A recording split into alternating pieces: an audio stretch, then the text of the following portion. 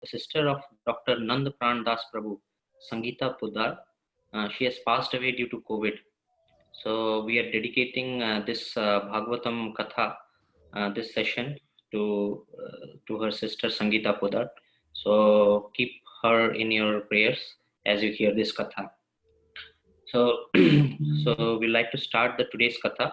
So again, we'd like to first thank everyone for joining day 4 of Srimad-Bhagavatam Katha. Our sincere thanks to, we are dedicating this Sachidananda, I think the live stream is also. So our sincere thanks to Sachidananda Das Prabhu, who has been giving us such a detailed and deep explanation on the introduction of Srimad-Bhagavatam over the last 3 sessions. So in day 4 of the Katha, Prabhuji shared with us the 2 important delineations in the practice of Bhakti, which is Vaidhi Bhakti and the Raganuga Bhakti. In Vaidhi Bhakti, one diligently performs the duties such as waking up early in the morning, performing Mangala Arati, practicing the regulative principles such as no meat eating, no intoxication, no illicit sex, and no gambling.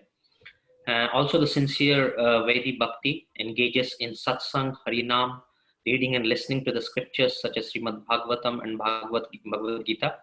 Such practices make the environment conducive for the practice of bhakti and helps one become a Goswami from Godas. So as Prabhuji also mentioned, Raganuga Bhakti is that devotion in which one is filled with the abundant natural love for the Supreme Lord. This love is splendidly manifested in the eternal residence of Vraj. So a pure devotee will ultimately develop Raganuga Bhakti. Also, one of the profound lessons from the last discourse where Prabhuji mentioned where one should cultivate the habit of praying just like the exalted devotees such as Prahlad Maharaj. So pure devotee doesn't pray for any material profit, but is always hankering to serve the Supreme Lord. A prayer of a pure devotee is like, "Oh Lord, if I should be born again, let me have the complete attachment to Shri Krishna in association of the pure devotees." So let us advance our spiritual journey further and request Prabhuji, His Grace Sachidananda Das Prabhu, to commence today's session on verse 1.1.1 Srimad Bhagavatam. Hare Krishna. Hare Krishna. Namo Vishnu Padaya Krishna Preshthaya Bhutale Srimate Bhaktivedanta Swami Namine Namaste Saraswate Deve Gauravani Pracharine Nirvisesha Shunyavadi Paschatya Deshatarine Vanchakalpatarobhyascha Kripa Sindhubhya eva cha Patitanam Pavanebhyo Vaishnavebhyo Namo Namaha. Hare Krishna, Krishna Krishna, Hare Hare, Hare Rama, Rama Rama, Hare Hare. Vandeham Shri Guru Shri Yuta Padakamalam Shri Gurun Vaishnavamscha Shri Rupam Sagrajatam Sagana Raghunathanvitam Tam Sajivam Sadadvetam Savadhutam Parijana Sahitam Sri Krishna Chaitanya Devam Shri Radha Krishna Padan Sahagana Lalita Shri Vishakhan Vitamscha Jai Shri Krishna Chaitanya Prabhu Nityananda Shri Advaita Gadadhar Shri Vasadi Gaur Bhakta Vrinda Hare Krishna, Krishna Krishna, Hare Hare, Hare Rama, Rama Rama, Hare Hare. Aradhyo Bhagwan Vrajesh Tanayas Tadham Vrindavanam Ramya Kachidupasna Vrajavadhuvargena Taya Kalpita Srimad-Bhagavata Purana Yamalam Prema Pumartho Mahan Sri Chaitanya Mahaprabhor Mataidam Nayatra Agraha Paraha Nayatra Agraha Paraha Nayatra Agraha Paraha Narayanam Namaskrityam Naram Chaiva Narottamam Devim Saraswatim Vyasam Tato Jayodiraye Shrinvanta Swakatha Krishna Punya Shravana Kirtanam Hridiyantasta Bhadrani Vidunoti Surutsatam Nashtaprayeshu Abhadreshu Nityam Bhagavata Sevaya Bhagavati Uttama Shloke Bhaktir Bhavati Naistiki Nigamakalpataro Galitam Phalam Sukhamukhadravam Samyutam Pibata Bhagavatam Rasamalayam Muraho Rasika Bhuvi Bhavuka Granthraja Srimat Bhagavatam Ki Jai Granthraja Srimat Bhagavatam Ki Jai Granthraja Srimat Bhagavatam Ki Jai. Om Namo Bhagavate Vasudevaya. Om Namo Bhagavate Vasudevaya. Om Namo Bhagavate Vasudevaya. Om Namo Bhagavate Vasudevaya. Om Namo Bhagavate Vasudevaya. Om Namo Bhagavate Vasudevaya. Om Namo Bhagavate Vasudevaya. Om Namo Bhagavate Vasudevaya. Hare Krishna. My Danvat Pranams, millions and millions of Danvat Pranams to His Divine Grace A.C. Bhaktivedanta Swami Srila Prabhupada, to our Brahma Madhva Gaudiya Sampradaya Acharya Guru Vargs, to all the Rasik Vaishnavas, and to all the assembled devotees. May the words of this Srimad-Bhagavatam be resplendent within our hearts so that we can understand what pure bhakti is. And my obeisances, my Danvat Pranams to all the devotees who are present, all the senior Vaishnavas that are present here, and I seek the blessings so that whatever words emanate from my mouth are pleasing to our acharyas, perfect in the parampara as it is, and it is pleasing to Sri Chaitanya Mahaprabhu, pleasing to Nityananda Prabhu, pleasing to all the Gaura Bhakta Vrindas, and may it please Sri Krishna Nanda Nandana and give special pleasure to Raseshwari Radharani. Hare Krishna. So today is Sunday, August 23rd, 2020, and we will make an attempt to dive into the very first verse of Srimad-Bhagavatam, first canto. Srimad-Bhagavatam, as most of you all may be knowing, is divided into 12 skandhas or 12 cantos. And they deal with the wonderful different pastimes of the Lord's creation, the Lord's avatars, the Lord's leelas, along with his very, very dear devotees. So I invite all of you to serve Srimad Bhagavatam. Srimad Bhagavatam should be served. It is not some ordinary literature or some ordinary scripture that will deliver us that will give us material benefit. The benefit that we derive from serving Srimad Bhagavatam is unfathomable. And today we will start with the Mangalacharan, or chronologically speaking, it is the first verse of Srimad Bhagavatam.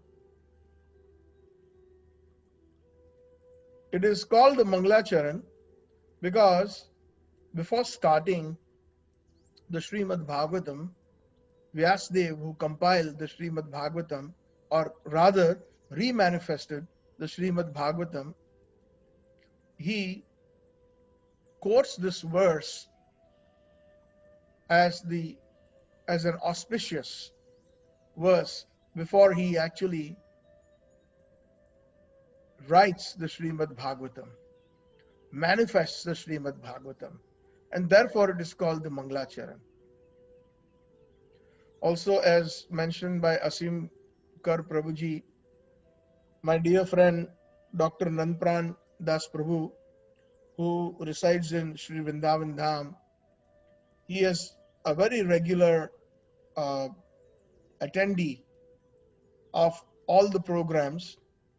Although it is very early in the morning in India, he never fails to attend the programs. And about 5 days ago, his sister, Mrs. Sangeeta Poddar, left her body due to COVID, and he requested that if we can dedicate this Srimad Bhagavatam Katha, today's Katha, for her eternal spiritual benefit. So indeed, it is our service when a devotee with such a good heart requests that. This is a very, very nice thing about our Vedic culture, that our Vedic culture is so sublime and so scientific that whatever austerities we perform, or whatever piety we perform, or even whatever spiritual acts we perform, we can always dedicate the results to someone else. Because it is so scientific, if we think about it for a moment, the Supreme Lord is situated in everybody's heart as the Paramatma. And when we sincerely pray or dedicate something, although that person may not be with us, that person may be thousands of miles away, or that person may have left this world, the present body, but the journey always continues. And the Supreme Lord is so kind, He's Surut Sarva Bhutanam. In the Bhagavad Gita, it is mentioned that He says, Bhoktaram Sarva Yajna Tapasyam Sarva Loka Maheshwaram. Surut Sarva Bhutanam Gyatva Mam Shanti Richati. He is the eternal benefactor of mankind, or every living entity, not only mankind. I stand corrected. Of every living entity. He is Surut Sarva Bhutanam, of all the jivas. And therefore, He is so kind that He travels with us in whatever journey, in whatever body in the 8,400,000 species of life based on our karma that we may take birth in as Paramatma. He's constantly a eternal companion of the Atma. And when a sincere soul feels, thinks, wills, desires, he's so close that he notes it. And that message can be conveyed to another jiva or for the benefit of another jiva. So that is the heart of Vaishnavas.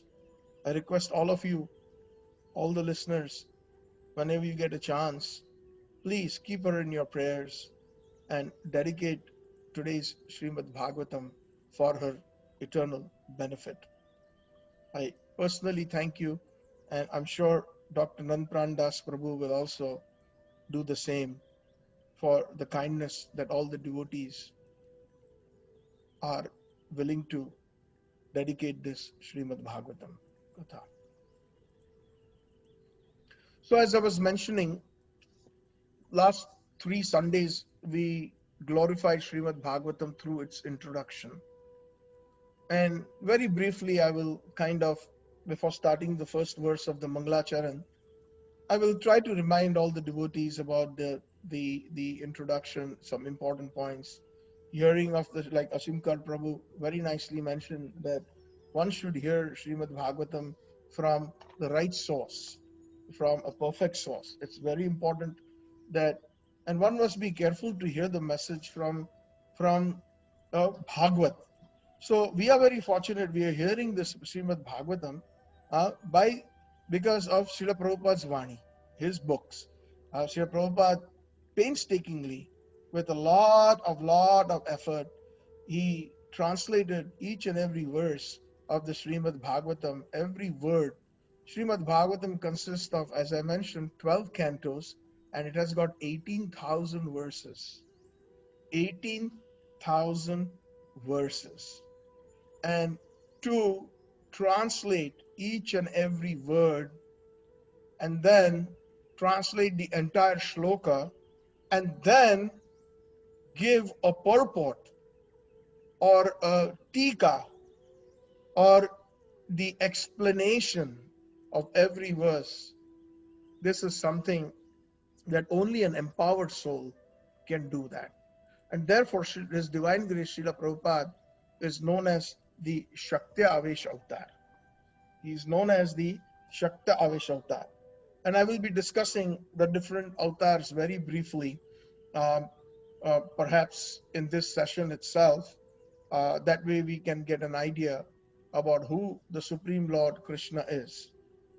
So we are eternally very, very grateful to His Divine Grace Srila Prabhupada for giving us this sublime Srimad Bhagavatam on a platter, if I would say so.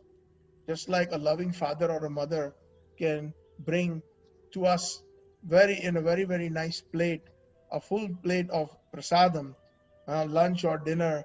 We don't have to do anything. We simply have to sit down and eat.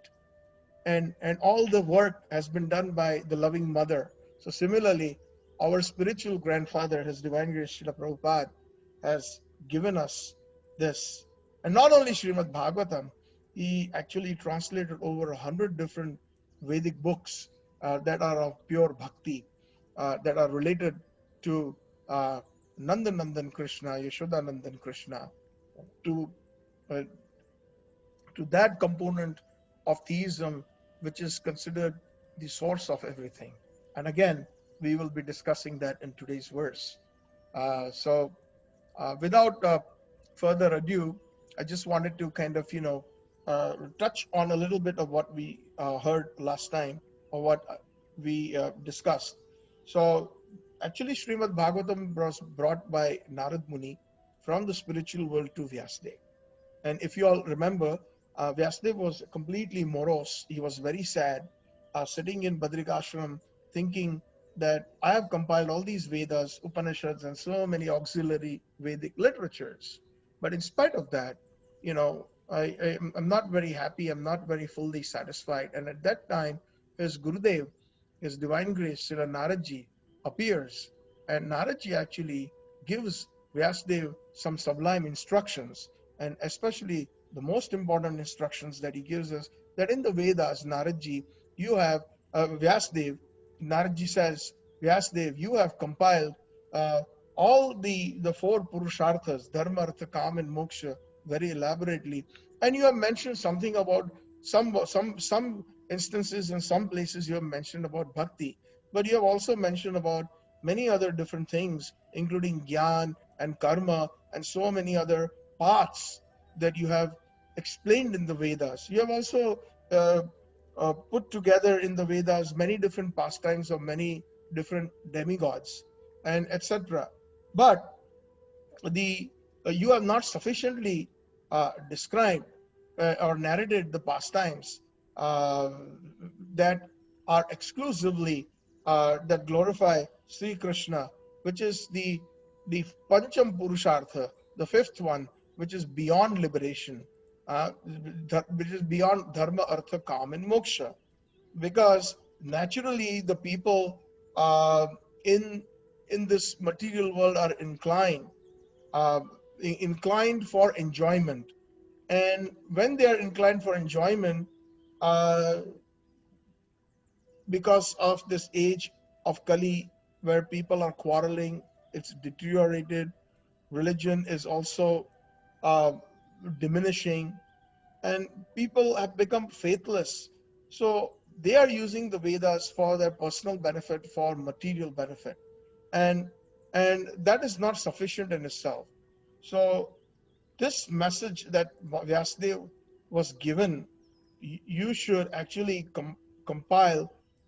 You have to make an extensive endeavor in this, and to give pure bhakti, because in this world, people are inclined towards sense gratification and sense enjoyment, and like that, Naraji gives this Srimad-Bhagavatam, imparts it into the heart of Vyasadeva, which he brought from the spiritual world. Srimad Bhagavatam is eternal. We should understand that it is not something that is is ordinary scripture that was written a few thousand years ago or a few million years ago. It is a timeless scripture, but it is manifest again and again based on the time and need.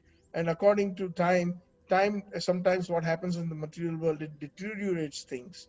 People and places and things, they deteriorate in memory, they forget. And for that is the same reason why even Krishna explains to Arjun that Bhagavad Gita is not the first time I'm speaking to you, Arjun, on this battlefield of Kurukshetra. I've actually spoken this to millions of years ago to the sun god Vivaswan, and then Vivaswan spoke it to his son Ikshvaku, and Ikshvaku spoke this science of the Bhagavad Gita to Manu, and like that it came down in disciplic succession. But yogam nashta param tapaha, based because of the time factor, this yoga of Bhagavad Gita got destroyed due to the time factor. And because you are my dear friend, I'm speaking to this science of Bhagavad Gita again. So like that, similarly, Srimad Bhagavatam also is actually Sri Krishna. We have to understand Krishna's pastimes or Krishna's Leela, Krishna's name, Krishna's form, Krishna's dham, they are non-different from Krishna. It is very difficult to understand this or what to talk about the realization, but at least we should have that information when we are chanting the holy names Hare Krishna, Krishna Krishna, Hare Hare, Hare Ram, Ram Ram, Hare Hare. That is actually we are associating with Krishna, but not only with Krishna, with Radharani, and also with all the pure devotees and the associates of Lord Krishna. We are associating with Vrajvasis. That's what the word Hara means in the Hare Krishna Mahamantra. We are calling out to them so that we can be engaged in their eternal service. So, by the way, this coming Tuesday is the appearance of Krishna's beloved Srimati Radharani. So Radharani ki jai. So Radha Ashtami is this coming Tuesday. I wish all of you a very blissful Radha Ashtami, and may Radharani bless us with pure bhakti, and that will be pleasing to her very intimate associates like Rupa Goswami, like Sanatan Goswami, like the 6 Goswamis of Vrindavan, Bhaktivinoda Thakurji, Srila Bhakti Siddhanta Saraswati Thakur, and Srila Prabhupada. All these great acharyas in the Gaudiya line, they are very, very dear servitors of Radharani. So I wish all of you all in advance a wonderful, blissful Radha Ashtami. So, anyways, so like this, Naraji had told the Vyasadeva that whatever you desire to describe that is in separate in vision from the Lord simply reacts with the different forms and names to agitate the mind. And as the wind agitates a boat, which is no resting place. So in the Vedas, that's what people are seeing. The people in general are naturally inclined to enjoy, and you have encouraged them. And he uses the word jugupsitam. It is abominable. Vyasdev, you need to compile something that is pure. You have encouraged them in such a way that in the name of religion, you like dharma, artha, kam, and moksha, in the name of religion, people are simply using it for their personal sense gratification, and they're using it for their personal material benefit. So, because they are guided under your instructions, O Vyas, they will accept such activities in the name of religion and will hardly care for any prohibitions. So, Naradji went on to describe Srimad-Bhagavatam, and hearing it from realized souls who are devoid of any self-interest. Very, very important. His Divine Grace A.C. Bhaktivedanta Swami Prabhupada perfectly represents the parampara of pure devotees because very selfless. He was not interested in getting any money from us or any kind of remuneration for his katha or all the labor that he did. He did it out of pure love, out of pure compassion for the jivas, for the love of Radharani, for the love of Krishna. And that is why he's Krishna Preshtaya Bhutale.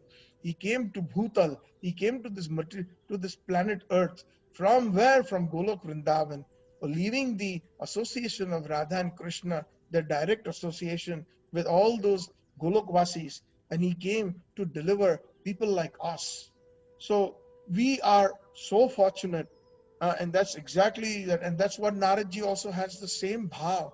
He is also having the same bhav that yes, Vyasdev, you've done a wonderful job, but there is something very important missing, and people are going to misunderstand your Vedas and they will use it to a disadvantage. And he informed him that by taking shelter of bhakti, devotion to Sri Krishna, he would be able to describe Krishna's sweet pastimes. So he blessed his Sishya, he blessed his disciple, Vyasdev. Please, do that and compile, or rather re-manifest Srimad-Bhagavatam. And then Vyasdev, he took shelter of his spiritual master Naradji, and by his mercy, he was able to recompose Srimad-Bhagavatam, that very essence of the Vedic literature, with the blissful pastimes of the Supreme Lord. With a pure heart, Sri Krishna Dvaipayan Vyas. His name is Krishna Dvaipayan, but he's known as Vyasa, as I explained. Vyas means one who expounds, one who explains in detail. And so that person, anybody who is seated on speaking Katha, is generally known as that place is known as Vyas Peet. Vyas means to expound. So that's just like Srila Prabhupada is known as Bhaktivedanta Swami Prabhupada. Actually, his name is Swami Maharaj, his official sannyas name, but he is known as Prabhupada. So Prabhupada is a term of high respect and endearment. One who has completely surrendered to the lotus feet of Krishna is known as Prabhupada. Who thinks, feels always for the pleasure of Krishna, that personality is known as Prabhupada. So there are many Prabhupadas, Rupa Goswami Prabhupada, Sanatan Goswami Prabhupada, Jiva Goswami Prabhupada, all our acharyas, those who are in that perfect line of Chaitanya Mahaprabhu's Prabhu, they are called Prabhupada. So similarly, Vyasdev, he's known as Vyasdev because he expounds in the form of Katha, the Vedas and all the explanations, but his actual name is Krishna Dvaipayan because he was born on an island, he's Dvaipayan, and his name was Sri Krishna. And actually he is an incarnation of Mahavishnu. So we will also briefly described. Further, when we study Srimad-Bhagavatam, the avatars and the different incarnations of the Supreme Lord are explained very nicely in the Srimad-Bhagavatam also. So, like this, the Srimad-Bhagavatam was compiled, and then we also very briefly understood from the how Srimad-Bhagavatam actually, although it was kind of remanifest by Vyasadeva or written by Vyasadeva, how did it actually appear to the world? And it appeared through his son Sukdev Goswami, uh, and and through Parikshit Maharaj. And we explained last time the brief history of Srimad Bhagavatam, that how uncharacteristically a great devotee like Parikshit Maharaj became upset, he became angry, and he, while he was hunting, due to thirst and hunger, he arrived at the ashram of Shringi of Shamik Rishi, and Shamik Rishi was in trance in meditation, and at that time when he asked for water, he could not get the attention of Shamik Rishi, and in spite of trying a few more times, Shamik Rishi did not apparently happen to hear him, obviously because he was in trance. And at that time, seeing a dead snake on the ground, while still seated on his horse, Parikshit Maharaj picked up the dead snake and garlanded the Rishi. One of the friends of the Rishi's boy, Shringi, saw that, and he immediately went to where all the other boys were playing, including Shringi. Shringi is Shamik Rishi's son, and he said, Shringi, Shringi, do you know what happened? The Emperor Parikshit, Maharaj Parikshit, he was just there by your father's hut, and your father and he garlanded your father with a dead snake. And hearing that, Shringi burnt in anger, and he, due to because him being a pure son of a pure Brahmin with all the Brahminical qualities, although a very very young boy, he had all good powers, and he immediately did a sankalp, took some water in his right hand, and he said that iti langati maryadam takshara saptame ahani dakshanti sma kulagaram chodito me tata druham.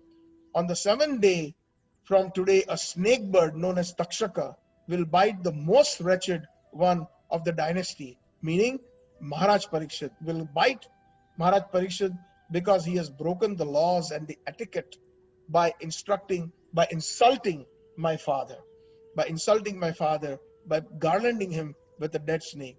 So we will further learn about the details of this wonderful history in the first canto, 18th chapter of how Parikshit Maharaj, and then the news spread like wildfire all over the world.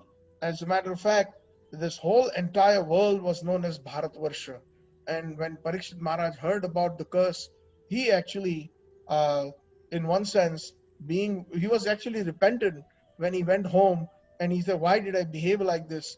And he was thinking like that, and upon hearing the curse, Maharaj Parikshit, he lamented and at this behavior. And although the entire event had taken place by Lord Krishna's desire, so that Srimad Bhagavat will be manifest to the whole world, Maharaj Parikshit blamed himself.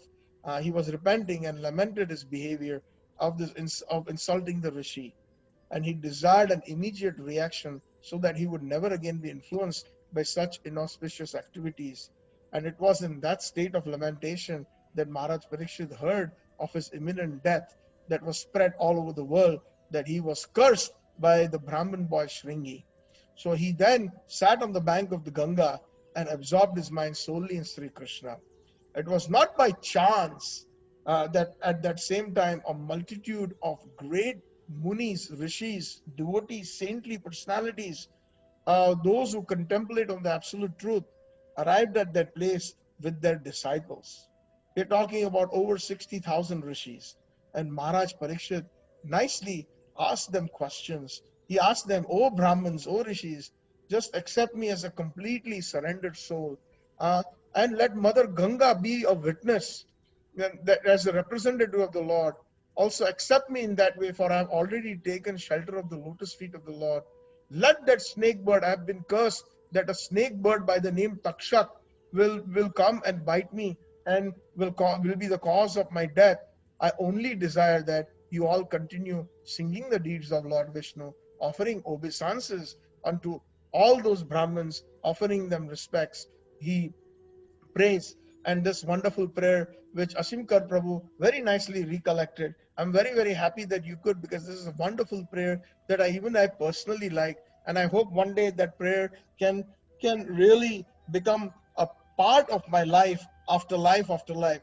He says, Punascha bhuyat bhagavati anante rati prasangaschas cha tad ashrayeshu Mhatasu yam yam upayanti srishtim maitri astu sarvatra nam dvijebhya. O Brahmins, I pray that if I should be born again and if I take birth again in this material world, I will have complete attachment to the unlimited Lord Sri Krishna in the association of his devotees. Very important point. What a wonderful prayer. Very, very touching. This is how we should actually pray when we are standing in front of the Lord.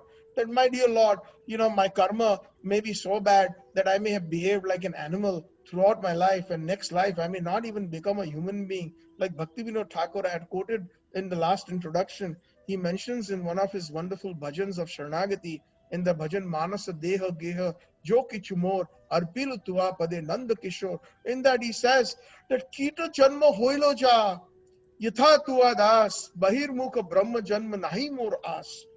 He says, even if I don't deserve to be a human being, Kita Janma, and I get a birth of an insect, Janma Hoja, but I request you, O Krishna, that Janam or that birth happen in your devotee's house. Yatha Tua Das. Tua Das means your servant. Your servant means a devotee. So Yatha Tua Das, Bahirmukha Brahma Janma Nahi Mor As. And just by simply getting the opulence even like Lord Brahma has in the sixth heaven, which is Brahma Loka, it's full of opulence. But if I don't get your bhakti, and if I'm going to be Bahirmukha means turning my face away from Krishna. That is called Bahirmukha. We have to become Sanmukha. We have to turn our face towards Krishna. We have to cultivate Krishna consciousness. So he says that even if I get that opulence, we're talking about the opulences of this world, where we hear about so many wonderful countries like United States and Canada. They've got all that Western Vaibhav with so much money. Nobody actually is hungry. Everybody has a car. Everybody has a house. Everybody has a place to stay. Compared to a lot of other countries, there's so much opulence here. But this opulence is nothing compared to the opulence in the Swarga planets. But Bhaktivinoda Thakur says, even if somebody offers me those opulences, but if I am Bahirmukha, Brahma Janma Nahi Mor As, I do not want that. So this is the prayer of Parikshit Maharaj. This is the prayer of Bhaktivinoda Thakur. Like this, we had actually explained about the introduction, and like this, he sits down and he asks the sages, please, tell me, turning to all the sages, O Brahmins, I now ask you about my immediate duty. What is the duty of a person who is about to die, specifically when time is just about to finish up? And at that very moment, the most powerful sage had arrived at that place. He was the son of Vyasadeva. Bolo Sukhdev Goswami Pad Ki Jai. Sukhdeva Goswami, he was only 16 years, and by seeing the astounding features, the sages who are expert in the art of physiognomy. Physiognomy means when one sees the bodily features, one can tell that this is a great personality. Like even Prabhupada had perfect physiognomy. His hands were all the way touching, although he was by common standards a short person by stature, but his hands touched his knees. He had big ears. He had a very long forehead. So all these are just like Gaur Nitai. Ajanu lambit bhujau kanakaya udhato sankirtanai pitaro kamalaya taksho vishwambaro dijavaro yugadharma palo vande jagat priya karo karuna avatar. Vrindavan Das Thakur in the Chaitanya Bhagavat in the Mangalacharan, he writes this verse that Ajanu lambita bhujau, the hands of Nitai Gaur, Nityananda Prabhu and Gauranga Mahaprabhu, their hands were so elongated that they could touch the knees. So this is what is known as physiognomy. Through physiognomy, we can understand. So all these great learned rishis, they could understand that Sukadeva Goswami, although just a 16-year-old, a teenager boy, but he was a very, very exalted personality. And they understood that he had a very high spiritual status, and they immediately offered him respect by rising from their seats. And then Sukadeva Goswami sat before the king, and with his charming effulgence, pacifying all present, Maharaj Parikshit requested him, Ata prichami samsiddhim yogi nam paramam gurum purushaya eha yat karyam Mriyam Manasya Sarvatha. You are the spiritual master of great saints and devotees, O Sukadeva Goswami. I am therefore begging you to show the way of perfection for all persons, and especially for one who is about to die. Yashotavyam atho japyam yat kartavyam nribi prabho smartavyam bhajanayam va bruhi yad va vipranaya. Please let me know what a man should hear, what he should chant, what he should remember and worship, and also what he should not do. Please explain all this to me. And Sukadeva Goswami acknowledged the glory of the emperor's question and its benefits to all the people. Questions should be asked in such a way that everybody else can benefit. Sometimes people waste the speaker's time by asking frivolous questions, asking egoistic questions, asking questions that have no meaning or no logic, without any proper etiquette or without any submissiveness. Krishna says one should ask questions. There's nothing wrong. Krishna but has specified the criteria in the Bhagavad Gita. What is that criteria? Tad vidhi pranipatena pariprashnena sevaya upadakshanti jnanina tattva darshana. One should ask questions, tad vidhi pranipatena, with a lot of humility. Pariprashnena sevaya, ask questions, but serve that person who you are asking questions. At least have that attitude of service. And one who has seen the truth will be able to impart the truth. Truth is imparted, bhakti is imparted. It is not, cannot be studied in school, colleges, or universities, not by conducting classes that are of university or college style, where you have a curriculum and you have like a syllabus and then you finish it and you give certificates. I personally don't agree with that kind of a system. There are people who do that to give encouragement, but at the end of the day, the element of bhakti is left out. And if we don't have that element of bhakti, the whole idea is Vasudeva Paraveda, Vasudeva Paramaka, Vasudeva Param Jnanam, Vasudeva Param Tapaha, Vasudeva Parakriyaha, Vasudeva Param Tapaha, Vasudeva Paro Dharmo, Vasudeva Paragatihi. So Vasudeva Param Jnanam. If we cannot cultivate knowledge that does not result in bhakti of Vasudeva or Krishna, then that jnana or that knowledge is useless in one sense, because that will keep us in this material world. Puna puna janam, puna puna janam, puna puna maranam, janani jathare shayanam. Again and again we will be born, again and again in this samsara, in this material world, into different mothers, janani jathare shayanam, in different species of life. So that knowledge that we have to cultivate, that knowledge should be basically of bhakti. That knowledge should lead to bhakti. So that is why we have to understand that books like Srimad-Bhagavatam, Bhagavad Gita should never take that university or material corporate type of continuing education programs or those kind of attitudes. Otherwise, Krishna reserves the right. I've explained that, and again I intend to kind of bring home this very important point, that do not.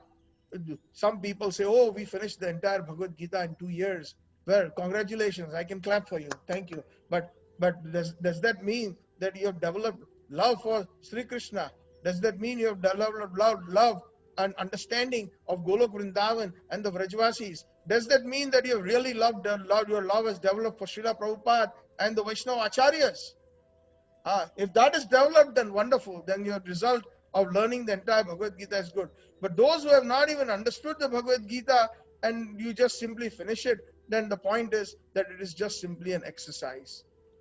Like one time, Srila Chaitanya Mahaprabhu, when he went to the South Indian Padayatra tour, he went to one of the South Indian temples, and there he saw one Brahmin holding the Bhagavad Gita upside down.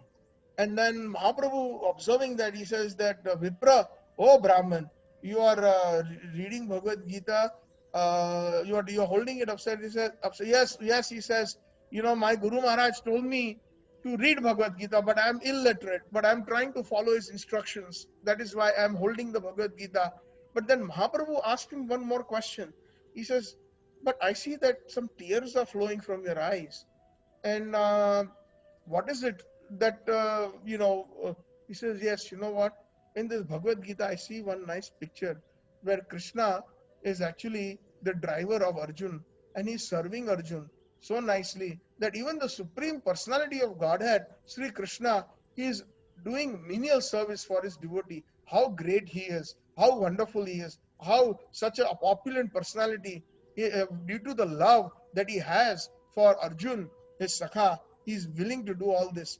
And Mahaprabhu said, Brahman, you have understood Bhagavad Gita perfectly. You have understood Bhagavad Gita. What you're saying is your essence of the understood. So we have to become Saragrahi Vaishnavas. Bhaktivinoda Thakur also says the same thing. Become a Saragrahi Vaishnava. Sar means the essence, and Graha means to accept. We may not know all the 18,000 verses of Srimad-Bhagavatam or the 700 verses of Bhagavad Gita by heart. There are so many people who recite that every day. There are people who do that. But their hearts are hard-hearted. They have never understood the message of pure bhakti. They have never understood who Mahaprabhu is. They have never understood all of that. So all that scholarship is useless. And some of them, they even go further by saying that there is no Krishna. All this is just a product of imagination. They are Mayavads. So they also study Bhagavad Gita. Big names. I do not want to mention them, but they have, big names, and they are all Mayavads. And Chaitanya Mahaprabhu said, Mayavad Krishna Pradhi. Bhakti Siddhanta Swami Prabhupada's Gurudev used to tell the Mayavadis when they saw them, why are you trying to kill Krishna? He is a person. He is a Supreme Lord. And you are saying that you are God? You are a Supreme Lord? You are one with him? Soham, Satchitananda Rupam, Shivoham. What kind of interpretation of the Vedas is that? So this is where we try to again and again, because Srimad-Bhagavatam is not a joke. It is only meant, as we will see in the next verse after we finish this one, that what are the warnings Srimad-Bhagavatam is giving before we even go into Srimad-Bhagavatam. So, like this, Sukadeva Goswami was acknowledged by everyone, and then he sat down, and Parikshit Maharaj asked these questions to him, and like this, Srimad-Bhagavatam was after 7 days. Srimad-Bhagavatam commenced the speaking, and after hearing 7 days and continuously Srimad-Bhagavatam without any food or water, and the snake bird manifested as it was ordained by the Brahmin boy's curse, and it bit Parikshit Maharaj. It's not that he did not, that by hearing Srimad-Bhagavatam, death did not come to Parikshit Maharaj. Indeed it came, but however, because he had heard Srimad-Bhagavatam from a pure-hearted saint, Maharaj Parikshit had by then absorbed his consciousness in the spiritual realm, and thus he had already left this world. So it is how you die is important. We all have to die. That is as certain, but it is how you die. Krishna tells us in the Bhagavad Gita, Yam yam vapi smaranam bhavam tajeti ante kalavaram. Whatever your consciousness is at the time of death will take you to your next body. It will bring you to the next journey of your existence. So it is how we die is the most important thing. Even Srila Prabhupada, when he left his body, he was supposed to go to London in 1977 in the summer of, because he was so busy everywhere. He traveled the globe about 12 to 13 times, and he used to stop by in many countries just for 2 days, in one city for 1 day. And he used to constantly travel and translate Srimad-Bhagavatam. He used to sleep only an hour and a half. All the time he was either speaking, he was guiding the devotees in Krishna consciousness, establishing new temples, and giving bhakti to everyone, and interacting with so many different people from all walks of life, scientists, priests, popes, bishops, all over the world, and preaching Krishna consciousness with wholeheartedness. And Srila Prabhupada, during that mission, suddenly on the way to Delhi to the airport, he says, I want to go back to Vrindavan. And then he came back to Vrindavan, and the last few months he said that that's it, and this is my desire, I will leave. And in the month of Kartik, which is considered the month of Radharani, the most auspicious month amongst all the 12 months in Sri Vrindavan Dham, Srila Prabhupada, while speaking Srimad-Bhagavatam, he left his body. So that is called the final lesson. That particular incident has been, if you go on YouTube, and in the YouTube search, you can just Google, you put the keywords, the final lesson, and you will see a clip of Srila Prabhupada, how he left his body. So that was the final lesson. Final lesson means all throughout his life, he explained Bhagavad Gita, Bhagavatam, and so many other important messages of the Vedic scripture, that you are not this body. Just try to understand you are a spirit soul. And at the time of death, your success of the human life is if you are able to remember Sri Krishna at the time of death.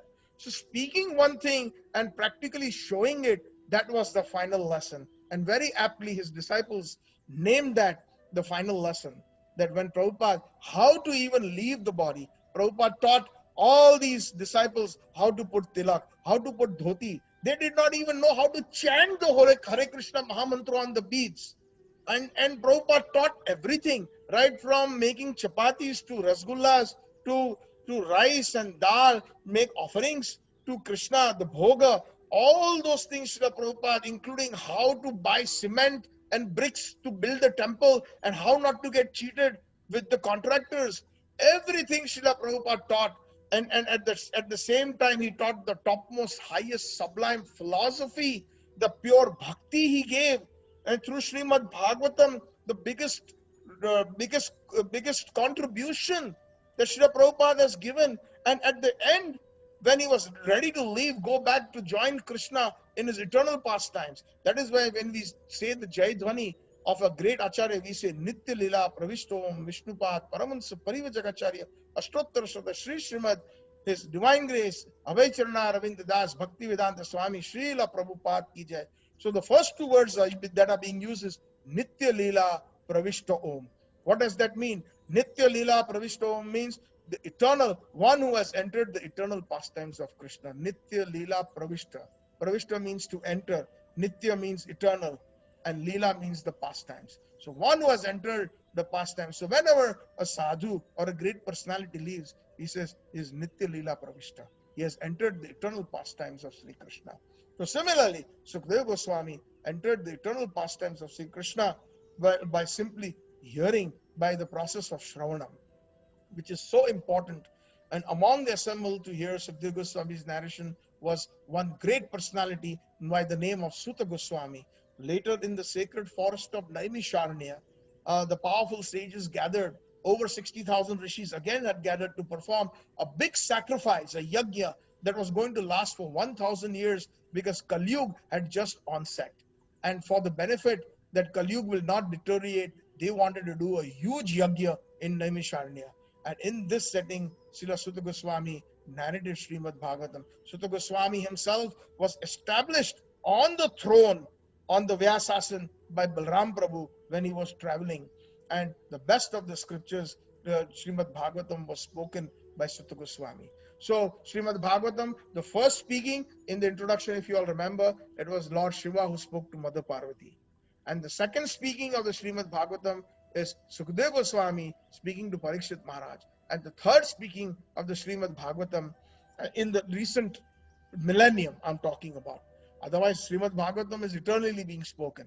But I'm talking about the most recent yuga or millennium. And the third speaking was Suta Goswami, the son of Romaharshan Rishi. And he was established on the Vyasdev, and all the sadhus and the saints in the third sitting in Naimisharanya said, "O expert and thoughtful men, relish Srimad-Bhagavatam, the mature fruit of the desire tree of Vedic literatures. Nigama kalpataro galitam phalam shukhamukhat dravam murtam samvitam pibata bhagavatam rasamalaya muro rasika bhuvi bhavuka." This has emanated from the lips of Sukadeva Goswami, and therefore this fruit has become even more tasteful. So Suta Goswami is glorifying the previous speaker of Bhagavatam, Sukadeva Goswami, that because Srimad Bhagavatam emanated from his lips, it became even more sweeter. And therefore, this fruit of the tree of the Vedic literatures, Srimad-Bhagavatam, the ripened fruit, is very tasteful. And although its nectarian juice was already relishable for all, it is also relishable for the liberated souls. So, Srimad-Bhagavatam's, this was again very important because I see there are a few new devotees who have joined. So I thought I will kind of, touch on this on this introduction itself. Now, in the Srimad Bhagavatam, the very first verse, it says, Om Namo Bhagavate Vasudevaya. Vyasdev starts with the invocation, Om Namo Bhagavate Vasudevaya. What does that mean? So Om is the sound vibration, where Krishna says even in the Bhagavad Gita that I am represented in the sound vibration by the word Om. So Om, a lot of people chant Om not knowing the actual root of Om. Om is the sound vibration that actually is representing Sri Krishna. And Om Namo, Namo means I am offering my Danvat Pranams. Bhagavate, unto that personality. There are many personalities of Godhead. Like Advaitam, Achyutam, Anadim, Ananta Rupam. Advaitam, he is infallible. Advaitam, Achyutam, he is in. Advait means there is nobody who is equal to him or second to him. Achyut means he is infallible. Advaitam, Achyutam, Anadim. He is the one who is the Anadi. There is no beginning before him. He is the beginner of everything. Anadim, Ananta Rupam. He has got many, many forms. So, he's offering his obeisances to Bhagavate, to that personality among so many personalities of Godhead. Is Om Namo Bhagavate Vasudevaya. Vasudev is the son of Vasudev. The son of Vasudev is known as Vasudev Krishna. So he's offering his obeisances. Now Vasudev Krishna and Nandan Krishna are non-different in one sense, and there also there is a difference, but due to there is so much packed in this first verse that even I have very limited knowledge based on the Rasik Acharya's explanations. I will try to recollect what I have read and what I have heard, but it is like an ocean, just the very first verse. As the Mangalacharan. So Om Namo Bhagavate Vasudevaya. Here Vyasadev is offering obeisances to Vasudev Krishna because perhaps the reason being that Vasudev Krishna is the source of all the spiritual and material worlds through Baldev Prabhu. And again, I will explain that in a little bit how that creation happens in a very, very brief way. I will explain. One day when the opportunity arises and if devotees are interested, I have made a PowerPoint presentation which probably will last about a good 3 to 4 hours to give a basic understanding of the fundamentals of the entire creation. Because I have been giving lectures on this subject matter, but it has been very difficult sometimes for the audience to grasp all the details. And sometimes it can become very, very overwhelming or sometimes even boring. So please bear with me. Ultimately, the whole thing is that we are singing the glories of Sri Krishna and knowing the opulence of Sri Krishna, that Krishna, you are so great. Here he remembers Krishna's opulence as the son of Vasudev, known as Vasudev Krishna. And very soon you all will understand, in one sense, why Vyasadev starts with that Vasudev Krishna. And I have explained even during the Janmashtami lectures that there are two types of Krishnas. There is Vasudev Krishna and there is Nandan Krishna. But here Vyasadev is offering his obeisance to Vasudev Krishna first, because by the mercy of, in a nutshell, by the mercy of Vasudev Krishna, one will get the mercy of Nandan Krishna. So therefore, Om Namo Bhagavate Vasudevaya. It is the opulence that people get attracted to. Bhagavad Gita, for example, is also spoken. It is spoken by who? It is spoken by Vasudev Krishna. It is not spoken by Nandan Krishna. And again, this may sound very confusing, but when the time comes, and I will explain those details. I have already explained that in the Janmashtami, the 3 different lectures that we did on last time when 2 weeks ago, when Janmashtami celebration was there. So we had 3 lectures and we explained based on the secret explanations of our acharyas, of the Gaudiya acharyas, that even Srila Prabhupada, those who are familiar with that bhajan, Bhajahu Re Mana Shri Nanda Nandana Abhay Charna Ravindare. So Prabhupada is giving a commentary on that bhajan, said that, my dear mind, please worship the son of Nanda Maharaj. Nanda Nandan. There are many types of Krishna, but we are only concerned with the son of Nanda Maharaj. So that gives a very good insight into who we are as Gaudiya Vaishnavas, who we are interested. There are many types of Krishna, but and at the same time, we don't mean to say that we should not respect Vasudeva Krishna. They are all the same. Actually speaking, the delineations are like, it's like, sometimes it's like somebody has a son. I can give you a very simple example. The son is a grown-up son, and he goes to office in the morning. He wears his tie and suit, and he's suited and booted, and he is being chauffeured, driven to his Fortune 500 CEO job.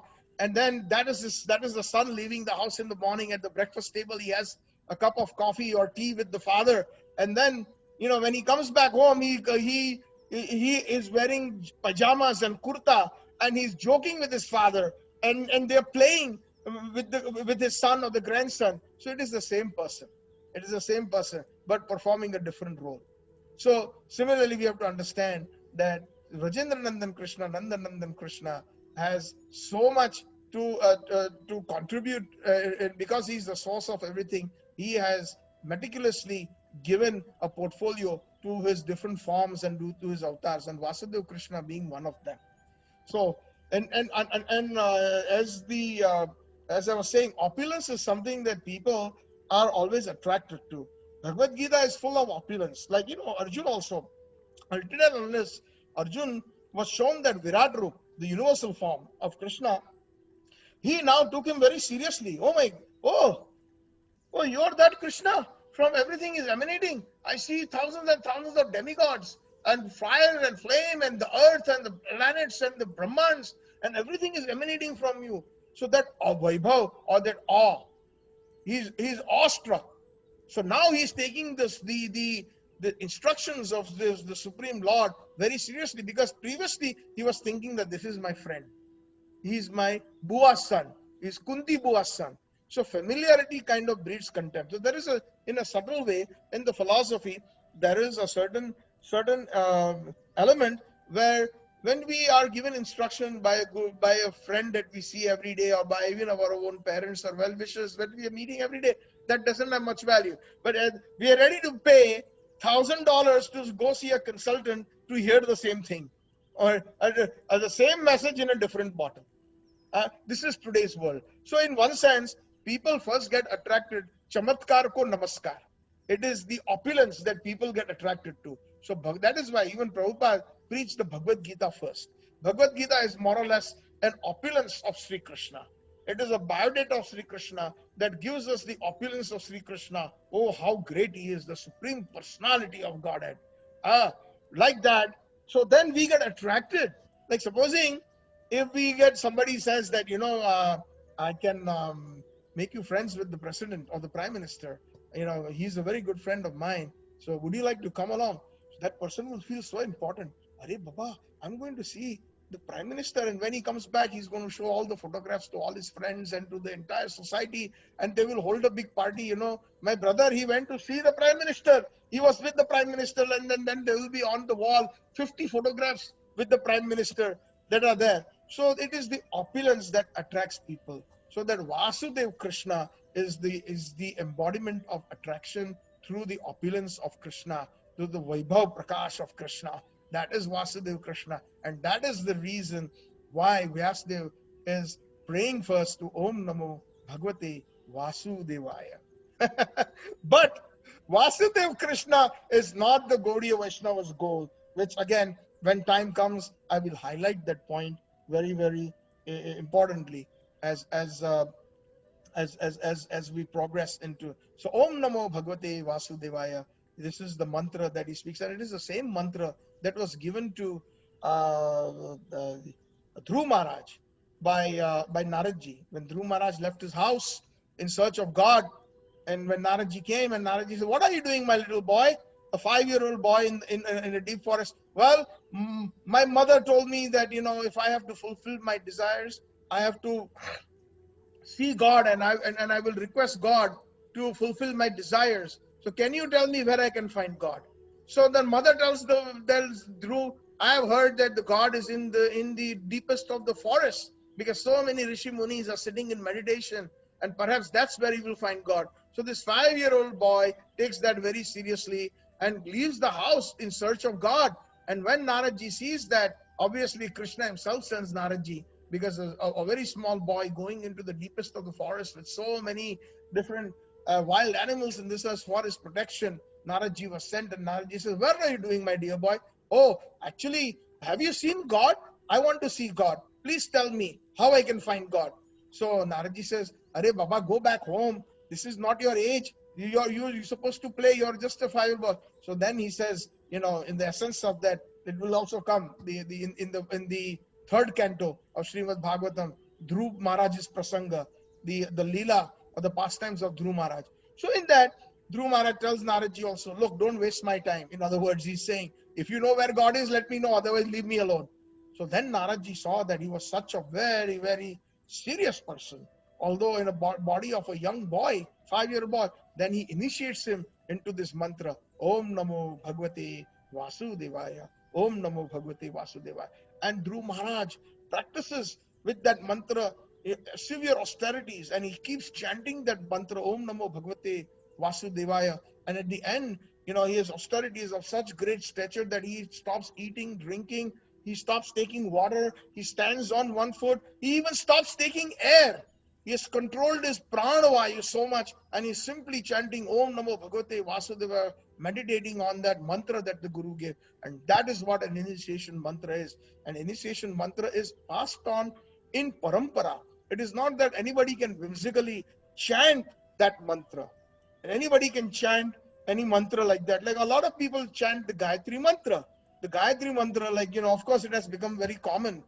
As persons who are unauthorized should not be chanting that mantra. Om, that Bhur Bhuva Sva Tat Savitur Varenyam. It has become so common, but it was only given to persons who had Brahminical qualification in their ear by the Guru.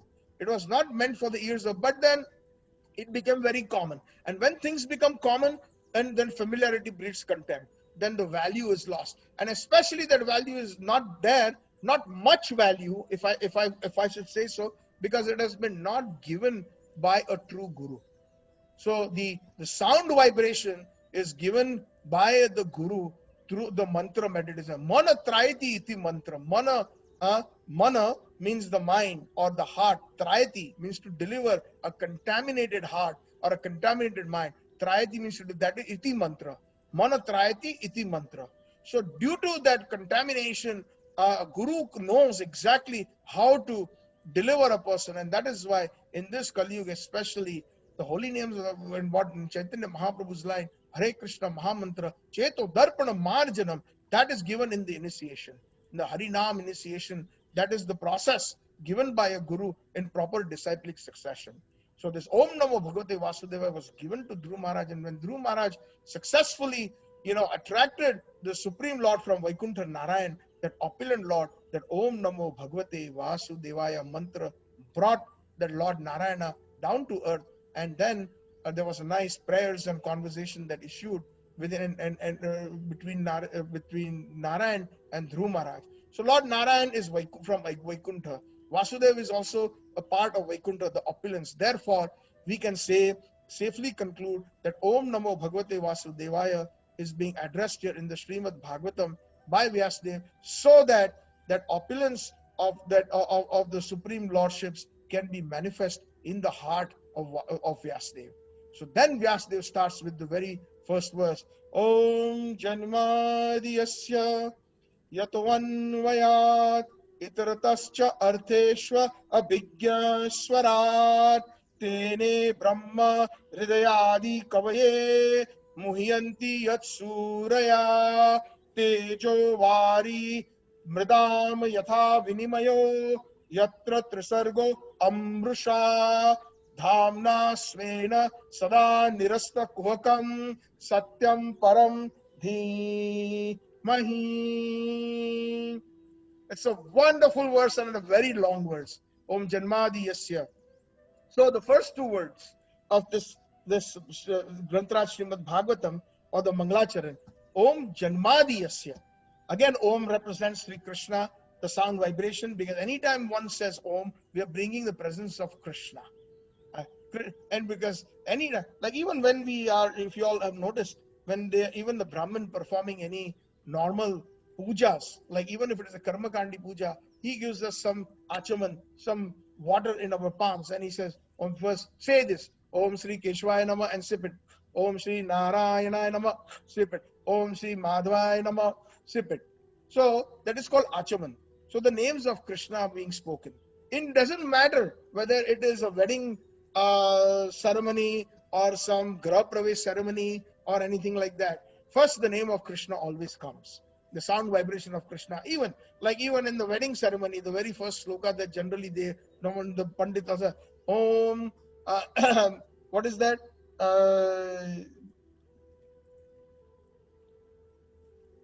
Pundrikaksham Mangala. I forget. See, even I forgot that. But the first word that comes is Krishna's name. Anyways, so wherever, and then even when they are doing the suchi or the cleansing purification, Sri Vishnu, Sri Vishnu, Sri Vishnu, Oma Pavitra Pavitra Va, Sarva Vasta Gatopi Va, Yasmareta Pundrikaksham. So antar bahyaram suchi Sri Vishnu, Sri Vishnu, Sri Vishnu. So the names of Vishnu or Krishna, and whether it is in the sound vibration of Om or actual names, is very important before any kind of work is started, whether it is spiritual or material. That is what the Vedic culture is. So Om Janmadi Yasya. So let us analyze these two words, Janam, Adi, or these three words rather. Janam, Adi, Yasya. Janam means the creation. Janam. Adi means the sustenance or the maintenance. And Adi also means the annihilation, the pralay or the mahapralay. So creation, between creation and annihilation, there is sustenance or maintenance. So Om, Janamadi Yasya. Janam, creation. Adi means the maintenance and annihilation. Yasya. Yasya means, oh Krishna, through you. You are the source of these three. So let us examine.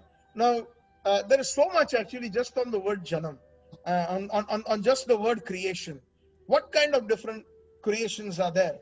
So let us discuss a few things about creation that will explain us the types. So creation can be of the different geography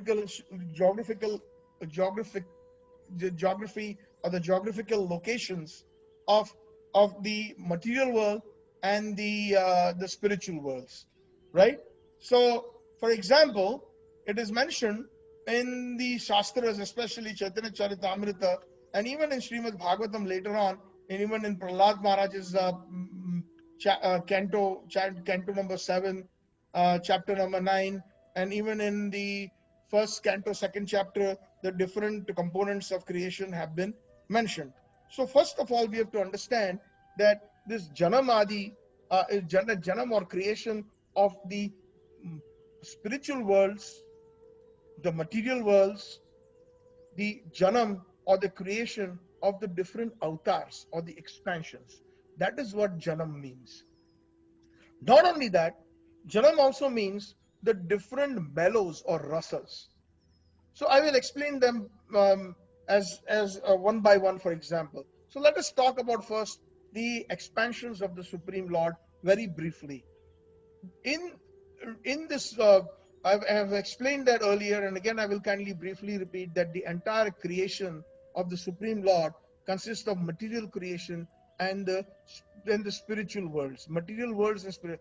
The material worlds are 25% approximately, and 75% of the creation is spiritual.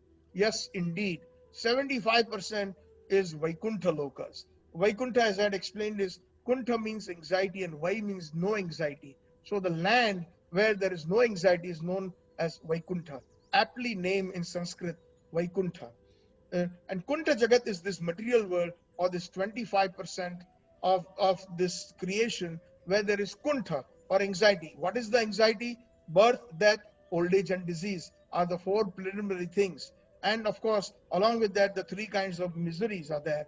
That is Adhyatmic, Adi Bhautik, and Adi Daivik kleshas. Adhyatmic klesha means miseries that are inflicted by the self, like we fall sick, we get depression, we can get flu, fever, etc. Adi Bhautik klesha or miseries that are inflicted by others. Others give us pain, and that I need not explain by giving there are different kinds of examples that we can think of in our own lives, that how many people has given us pain. And then there is Adi Daivik klesh, catastrophes or kleshas or miseries that are given by the natural elements or by the demigods. So that is, so one example, COVID-19 is a perfect example of Adi Daivik Klesh. Everybody is facing that issue right now.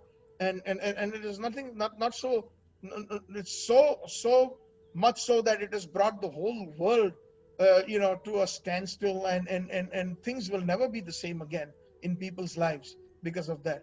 And even like when there are disasters like tsunami or earthquakes, those are all under the category of Adi Daivik Klesh, the kleshas given by the devas.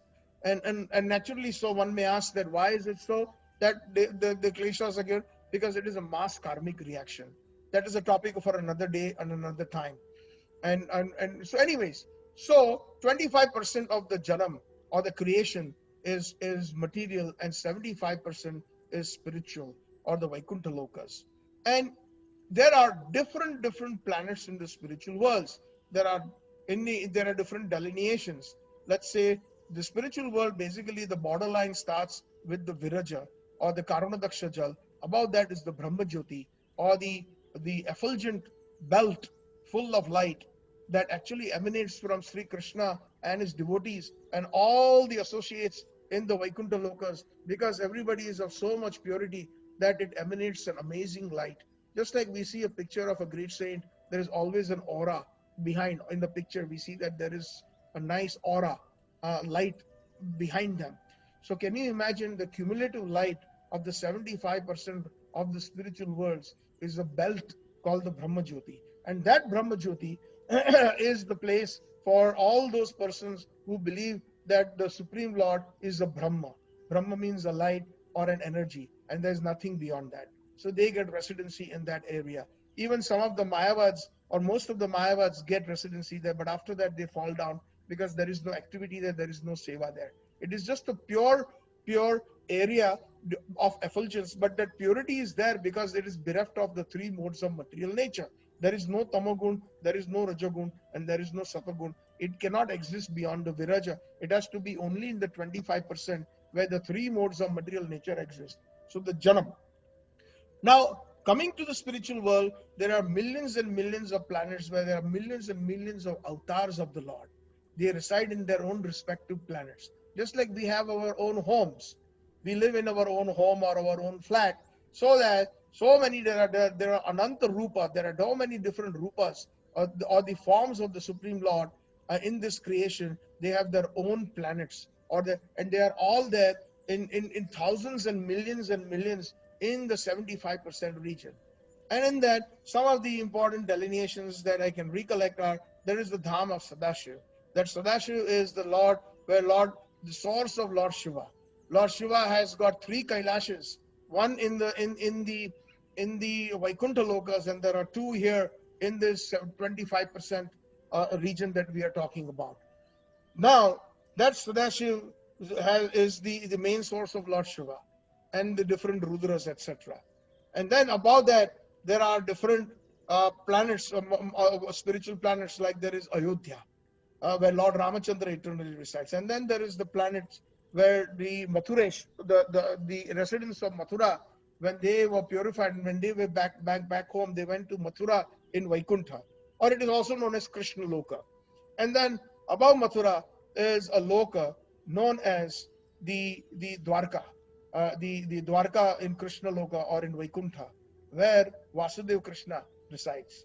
Dwarkadis Krishna resides. And then above that, the topmost planet within the 75% region is known as Golok Vrindavan.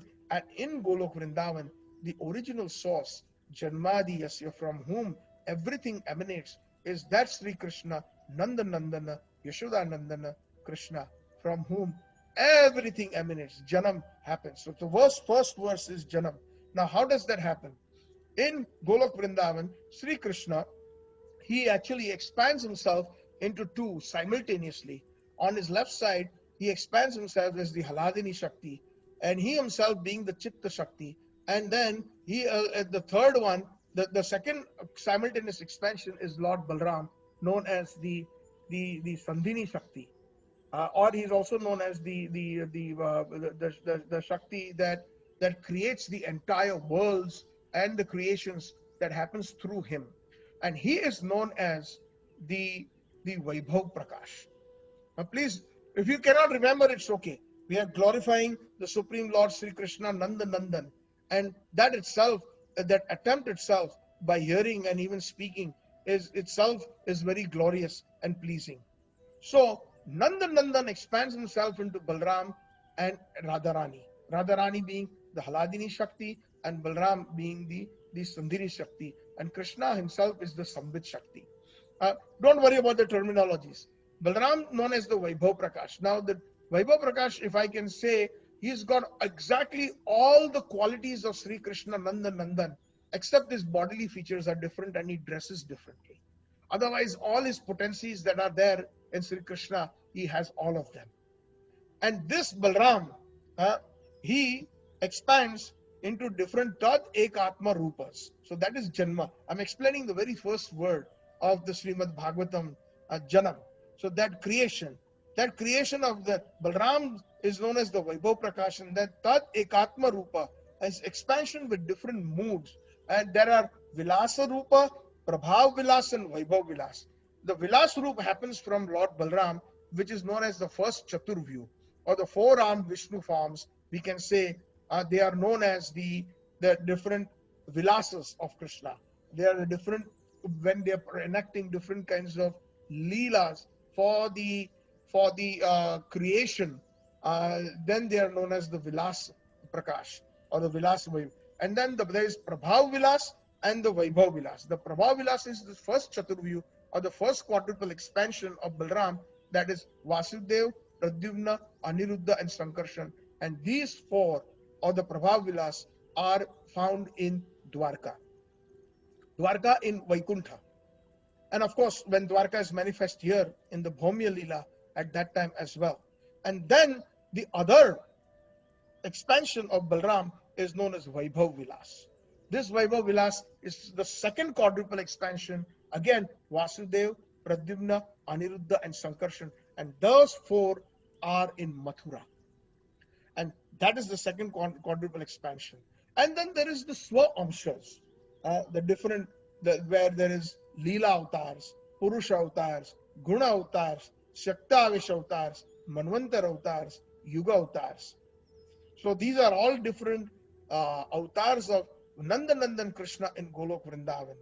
The different avatars, for example, we can say they are also, briefly I can mention that the living entities that are empowered directly by Sri Krishna, for example, are those avatars of the four Kumars, like Naradji. He is also empowered. Brahmaji, he is also empowered. Ananta Sesha, Prithu Maharaj, Parshuram, so Parshuram, the one with the axe. So those are the different avatars that are known as the Shaktavesh avatars. And Srila Prabhupada is also known as the Shaktavesh avatar. Jesus Christ is also known as Shaktavesh avatar. One who is empowered by Krishna to do some wonderful things, especially for the benefit of mankind, for the spiritual activities. So those are known as Shaktavesh avatars. And then there is the Vibhu avatars, or the great avatars, where the reflections of the Lord there is in a certain percentage the might of the Supreme Lord or the power of the Supreme Lord is displayed, like in different demigods or Devi Devtas such as Indra, Agni, Vayu, Meru, Brihaspati, Kartikeya, Bhrigumuni, etc.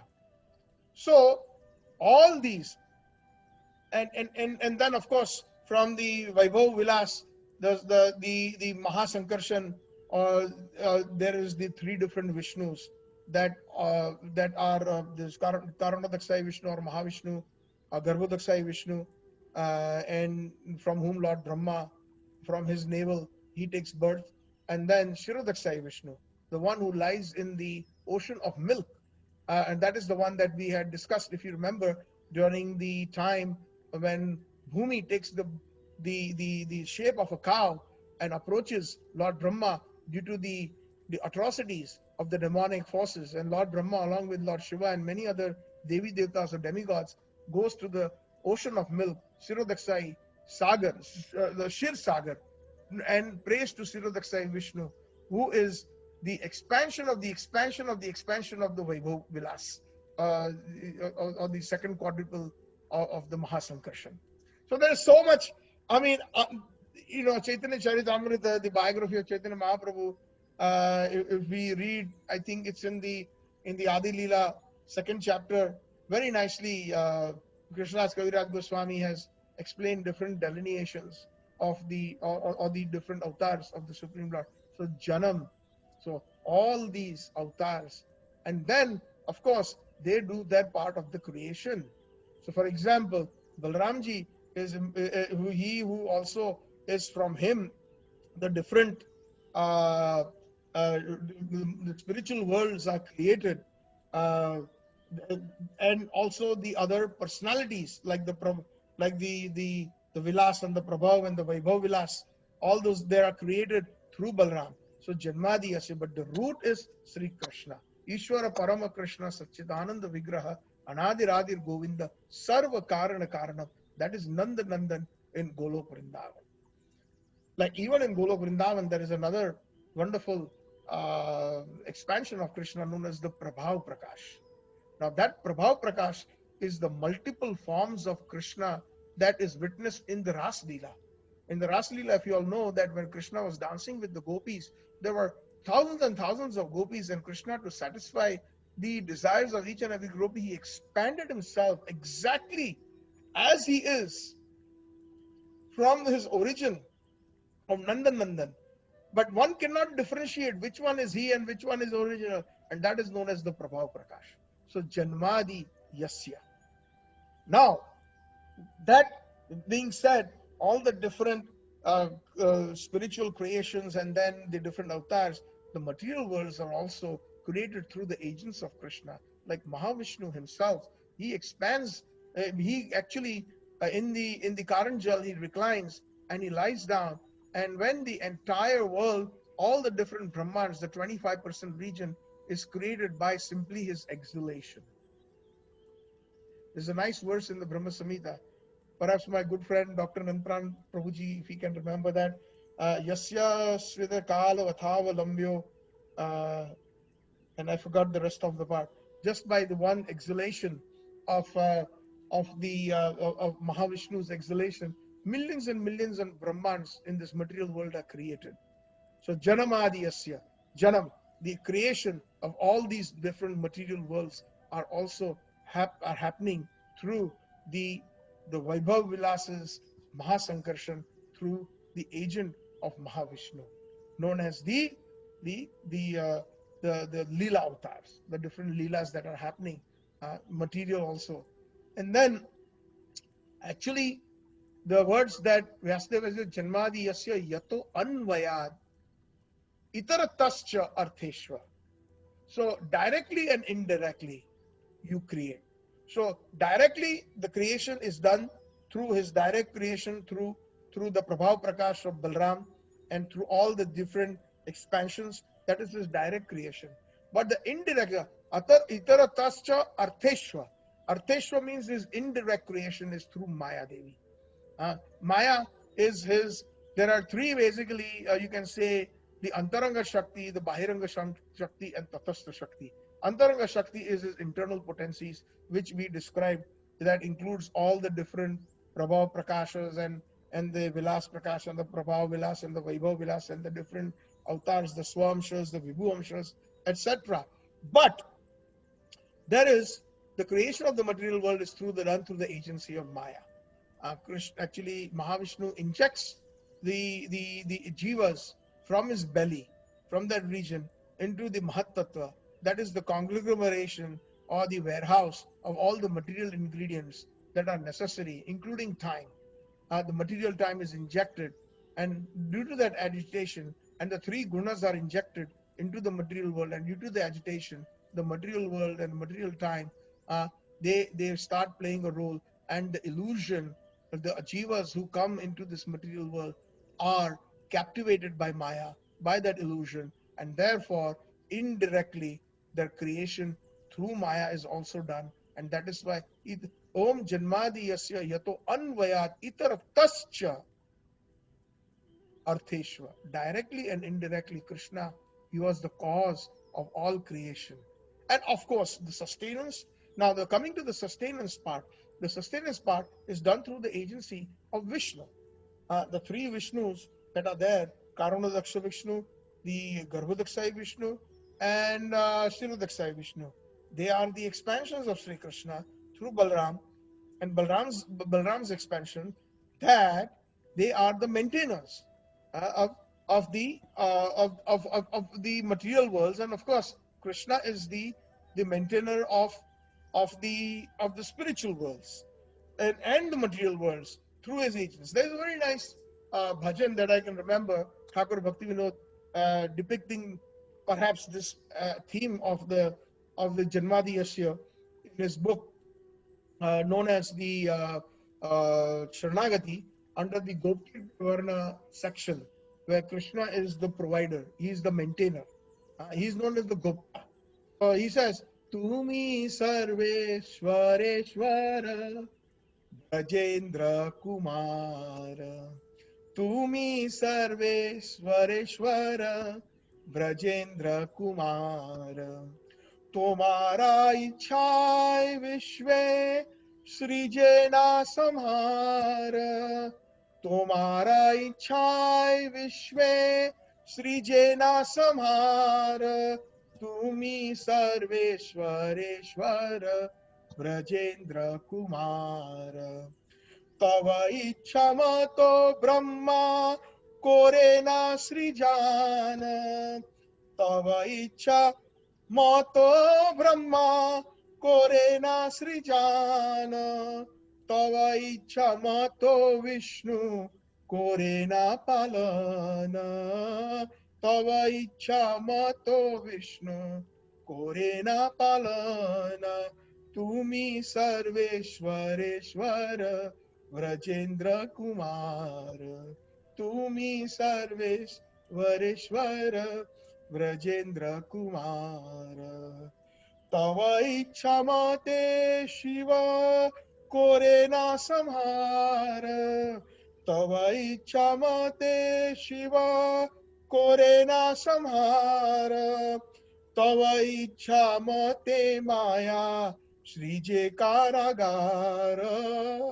तव इच्छा मते माया श्रीजे कारागार. तुम्ही सर्वेश्वरेश्वर व्रजेंद्र कुमार. तव इच्छा मते जीवे जन्म मरण. तव इच्छा मते जीवे जन्म मरण. समृद्धि निपाते दुःख सुख संघटन. समृद्धि निपाते दुःख सुख संघटन. तुम्ही सर्वेश्वरेश्वर व्रजेंद्र कुमार. मीचे मायाबद्ध जीव असा पाशे फिरे. मीचे मायाबद्ध जीव असा पाशे फिरे. तव इच्छा बिना किछु कोरिते न पारे. तव इच्छा बिना किछु कोरिते न पारे. तुम्ही सर्वेश्वरेश्वर व्रजेंद्र कुमार. तुम्ही सर्वेश्वरेश्वर व्रजेंद्र कुमार. तुम्ही तो रखा खयार पालकाय मार. तुम्ही तो रखा खयार पालकाय मार. तुम्हारा चरण बिना आशा नहीं यार तुम्हारा चरण विना, आशा नहीं यार तुम्ही सर्वेश्वरेश्वर व्रजेंद्र कुमार, तुम्ही सर्वेश्वरेश्वर व्रजेंद्र कुमार, निज बल चेष्टा प्रति भरोसा छड़िया, निज बल चेष्टा प्रति भरोसा छड़िया, तुम्हारा इच्छा याची निर्भर कोरिया, तुम्हारा इच्छा याची निर्भर कोरिया, तुम्ही सर्वेश्वरेश्वर व्रजेंद्र कुमार, तुम्ही सर्वेश्वरेश्वर व्रजेंद्र कुमार, भक्ति विनोदयती, भक्ति विनोदयती दीनया किंचन, भक्ति विनोदयती दीनया किंचन, तुम्हारा इच्छा तात जीवन मरण, तुम्हारा इच्छा तात जीवन मरण, तुम्ही सर्वेश्वरेश्वर व्रजेंद्र कुमार, तुम्ही सर्वेश्वरेश्वर व्रजेंद्र Kumar. So, Bhaktivinoda Thakur, I could not help but recollect this bhajan. It's a beautiful bhajan that actually depicts the first three words of this Srimad-Bhagavatam, of the very first verse of the Mangalacharan, where he says, "O youthful son of King of Raj, Tumi Sarveshwareswara, Tumi, you, Sarve, all, Ishwara, the controller of all the controllers, Tumi Sarveshwareshwara Vrajendra Kumar." We explained this before, that we are all Ishwaras because we are made in his image. We are his anshas. Mamayamsha Jiva Loka Jiva Bhuta Sanatana. Even in the Bible it is said, man is made in the image of God. So we have all the qualities of God. We have all the qualities of Sri Krishna, but in a very, very atomic or a very, very minuscule form. So because he is the Ishwara Parama, he's got that controlling feature in him, that guna or that quality in him, we also have that. And that ranges from different ranges, right from the smallest living entity, who is even, it could be even a dog who is very controlling of his territory. Like even sometimes we see that in the middle of the night, we hear the dogs bark a lot. And suddenly we see that there is a fifth dog who comes into this four dog group, and they don't want that fifth dog inside. And they're controlling their territory. And they actually, either they chase that fifth dog outside the territory, or they try to bite and fight with that dog. So that controlling nature is there in all the jivas. But Tumi Sarveshwareshwara Vrajendra Kumar, that includes that even the different demigods, they are also controllers. So he says, "Oh, Vrajendra Kumar," here he is addressing Vrajendra Kumar. Vrajendra Kumar means the Indra of Vraj is, Indra means king, basically. And the Indra of Vraj is Nanda Maharaj. So Vrajendra Kumar means the Kumar or the young son, the Kishore son of the king of Vraja, meaning the youthful son of Nanda Maharaj. You are the controllers of all the controllers. Tumi Sarve Soreshwara Vrajendra Kumar. So this Vrajendra Kumar is the one in Golok Vrindavan. It is exactly this Krishna who is 16 years old. To be precise, 15 years, 9 months and 27 days old. He is the Adi Purusha, Govindam Adi Purusha, that from everything emanates Janmadi Yasya. That is the same Govindam Adi Purusham that Lord Brahmaji is speaking in his Brahma Samhita, in his prayers of Brahma Samhita, and what Bhaktivinoda Thakur is talking about, the Kishore Krishna, Vrajendra Kumar. So he is the controller of all the controllers. This is such an amazing topic that, on these first two words alone, I can be stuck on it because so many wonderful thoughts and so many wonderful things are manifesting by the mercy of Srila Prabhupada and our Acharyas within the heart. He is the controller. Tumi Sarveshwareshwara Varendra. He actually controls the entire Vraj. Everybody is being controlled by him because of his sweetness and his naughtiness. Everybody is being controlled, and vice versa. He is being controlled by all. So there is a very other wonderful nuance in this Janmadiyasya. In this nuance, the Janmadiyasya also means that everything emanates from Vraj Bhumi or Golokvrint Bhumi, and those qualities of the creation of the different rasas happens through Sri Krishna, including the 5 different rasas that we see and we experience in this material world of Dasyaras, of Shantaras, Dasyaras, Sakyaras, uh, Sakyaras, the Vatsalyaras and Madhuriras. So Shant, Dasya, Sakya, Vatsalya and Madhuriras. These 5 rasas or 5 relationships, because they exist in the spiritual world and because the source of that is Sri Krishna, who is the real Vastu, the real object of worship. He is the source of everything, the real Vastu. That person has, because of him, because they're existing in the spiritual world in a perverted reflection, these relationships exist even in this material world. And we can see that we somewhere or the other, either we are servants of our boss or we are bosses of somebody. So that Dasyaras is there. We are friends of many people in our lives. That Sakyaras is there. We are children or we have children. That Vatsalyaras is there. And we have also the Madhuryaras or the conjugal love or the lover and the beloved, just like a relationship between 2 lovers, like a husband and wife or a boyfriend and a girlfriend. So how do these emanate? How do these take janam? So Janmadiyasya, these relationships or mellows happen from you. Oh Vrajendra Nandan, Tumi Sarveshwareshwara, Vrajendra Kumar. So beautiful. This is actually the essence. This bhajan explains this first verse so nicely. Actually, the first line of the first verse, Tumi Sarve Sarveshwara Brajendra Tumari Chai Vishwe Srijana Samar. And it is through your desire the different creations take place and the material worlds are annihilated or destructed. The destruction takes place when Mahavishnu, when he inhales, like we do lom vilom, right? When we're doing pranayam. So when we inhale, we are taking in air. At that time, all the entire 25% of the material worlds are annihilated just by that half breath. Can you imagine like how much time it takes for one complete breath, inhale and exhalation? That's all, a split of a second. So within a split of a second in Vishnu's time, Mahavishnu's time, millions and millions of Brahmans in this 25% region are created. And millions of Brahmans, when he inhales, they are destroyed. The Mahapralay comes.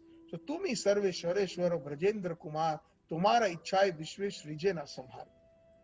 Tava Icha Mato Brahma Korena Srijan. Now, yeah, very nice there. Tava Icha Mato Brahma Korena Srijan.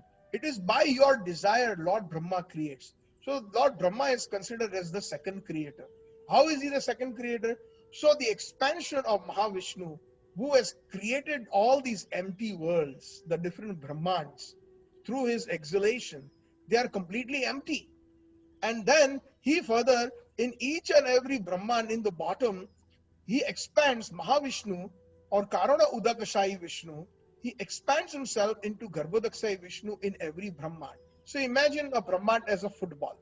And imagine there are millions and millions of Brahmans floating around in this 25% area. And they are all completely empty. And then Mahavishnu, through his exhalation, is creating those footballs or those Brahmans or those universal systems. I will not call them planets because in a universal system, there are millions and millions of stars and planets. So the word that I would like to cautiously use is universal system. So one Brahman is a universal system. It's a group of planets, sun, moon, stars, etc., and other heavenly planets and hellish planets and earthly planets.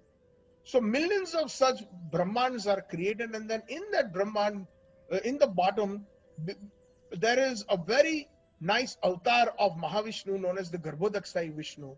He takes residence. He actually, through his sweat, the Garbha Sagar emanates. And that Garbhasagar fills about 1/3 or 25% to 1/3 of the waters in the bottom of that football or that Brahman. And that's where he reclines. Now, this Garbhodakshai Vishnu is expanded into every Brahman. Please try to absorb this into every Brahman. And then in every Brahman, this Garbhodakshai Vishnu gives birth to Lord Brahma through his navel. So as many Brahmans, that many Lord Brahmas. Please try to understand this concept. And this Lord Brahma, when he actually appears, he doesn't know what to do. He is in darkness, and like anybody else, janmana jayati shudra sanskarat bhavati dvija.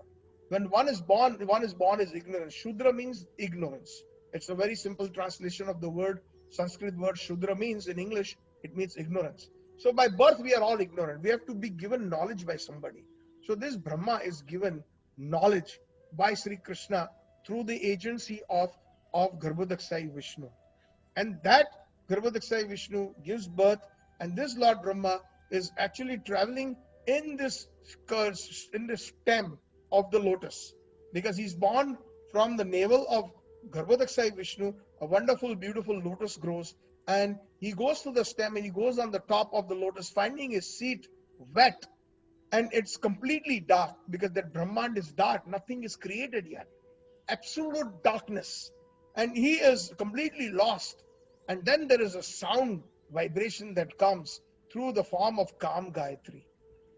This is explained. Lord Brahma himself admits that how he gets initiated by Krishna's sound vibration through his flute, and he is given the Gayatri mantra known as the Kam. There are many types of Gayatri mantras.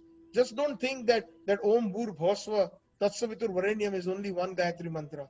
Actually, those of us, we have been fortunate to be initiated in the second Brahman initiation in the Varnashram system that was originally chalked out by Srila Bhaktisiddhanta Swami Prabhupada, which A.C. Bhaktivedanta Swami Prabhupada followed, and he gave initiation to those persons who are interested and who can serve on the altar by taking that janoi or the Brahminical thread.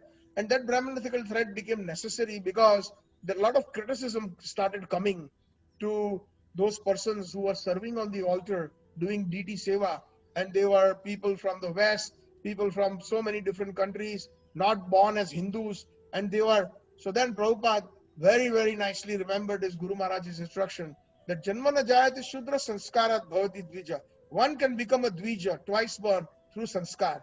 And Daivi Varnashram system was set up like through the instructions of Bhakti Siddhanta Swami Prabhupada, that nobody will criticize you. Now you can do the sanskaras of anybody who can qualify if they are following the 4 regulative principles, like no meat eating, no gambling, no intoxication, no illicit sex. They're not even drinking tea and coffee. They've become good Vaishnavas. They're chanting the holy names. That qualifies them more than to become a Brahmin by birth.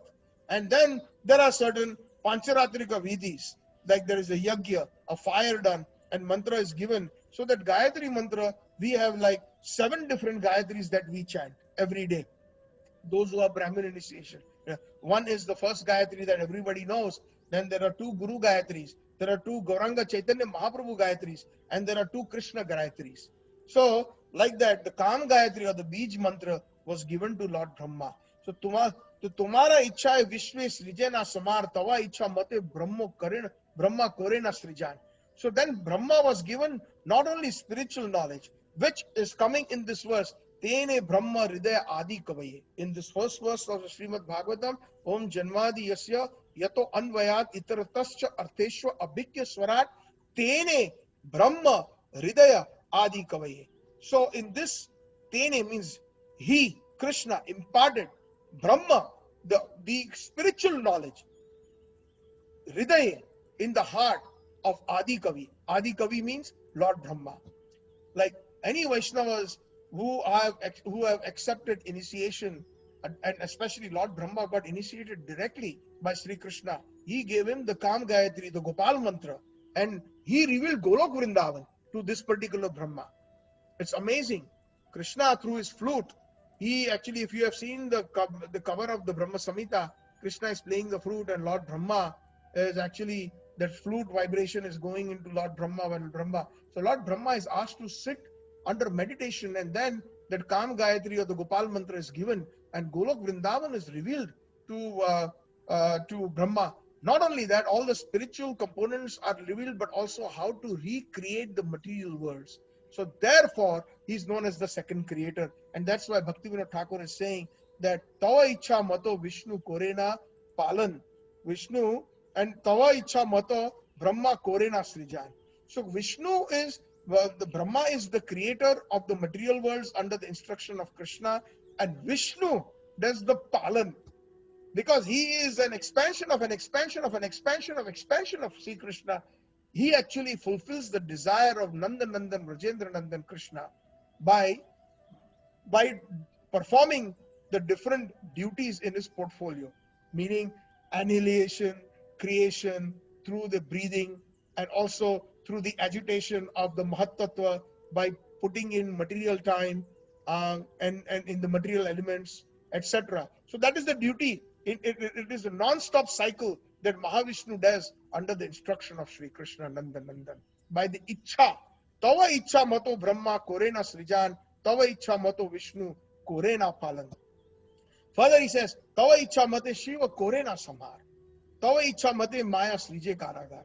Very beautiful, nice verse. Where now we are talking about Janmadi Yasya. Again, I have to go back to the first three words. Adi means the sustenance and the annihilation. So we already discussed the sustenance of Vishnu and the creation of the material worlds through Lord Brahma. Now the annihilation. How does the annihilation of the material worlds takes place first? The first way it happens is through Lord Shiva.